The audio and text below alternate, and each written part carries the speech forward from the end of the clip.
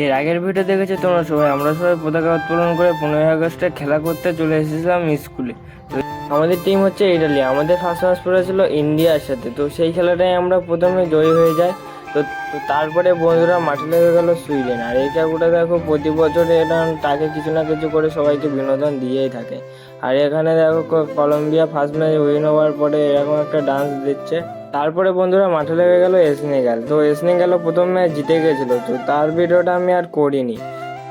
তো বন্ধুরা সর্বশেষে আর্জেন্টিনা আর কলম্বিয়ার ফাইনাল ম্যাচ হয়েছিল। এই ম্যাচেও জয়ী হয় কলম্বিয়া।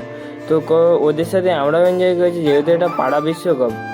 একজন না জিতলে পরের জন্য আমরা আনন্দ করেই থাকি। আর এই ভিডিওটা তোমরা লাইক আর সাবস্ক্রাইব দুটোই করে দেবো।